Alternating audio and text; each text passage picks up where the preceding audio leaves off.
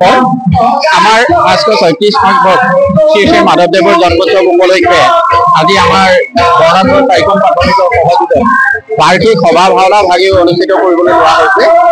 আজি ইতিমধ্যে পুৱাৰ আমাৰ ধৰ্মধ্বজা উত্তোলন স্মৃতি তৰ্পণৰ কাৰ্যসূচীৰ পিছতে আমাৰ নামৰ আয়োজন হয়। নামৰ শেষতে দিহানাম আমাৰ চলি আছে।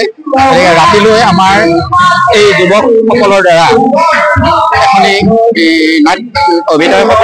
এই নাটবাদী কুমৰকৰণ হৰিহৰ যুদ্ধ। গতিকে আমি সকলো ৰাইজক সহযোগ পাইছোঁ আৰু সকলো ৰাইজকে আমি ৰাতিলৈ এই ভাওনা ভাগি উপভোগ কৰিবৰ কাৰণে আমি আহ্বান জনাইছোঁ। এইখিনিতে এটা কথা নকলে আধৰুৱা হ'ব যে আমাৰ এই সভা ভাওনা ভাগিলৈ মানে বিনা চৰ্তে বহুতখিনি দান বৰঙণি আমাক দিছে। আমি বিশেষকৈ যিটো আমি চান্দা ধাৰ্য কৰিছিলোঁ সেই চান্দাৰ বিশেষ আমাৰ পইচা খৰচ নহ'বগৈ বুলি ভাবিছোঁ, কাৰণ আমাৰ সকলোখিনি বস্তু দান বৰঙণি হিচাপে আমি পাইছোঁ।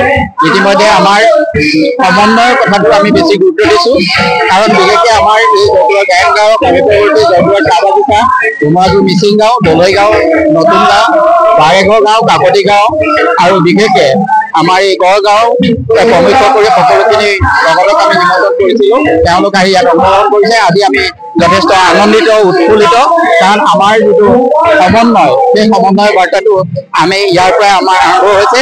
ৰাতিলৈ আমাৰ ইয়াত বিশেষকৈ এই নৱনিৰ্বাচিত যিখিনি পঞ্চায়ত প্ৰতিনিধি আছে সেই প্ৰতিনিধিসকলক আমি সম্বৰ্ধনা অনুষ্ঠান এটা ৰাখিছোঁ আৰু নিৰ্দিষ্ট সময়ত আমি তেওঁলোকক নিমন্ত্ৰণ কৰিছোঁ। আশা ৰাখিছোঁ তেওঁলোক নিৰ্দিষ্ট সময়ত আহি আমাৰ মাজত উপস্থিত হ'লে আমি নিৰ্দিষ্ট সময়তে আমি নাট ভাগ আৰম্ভ কৰিব পাৰিম।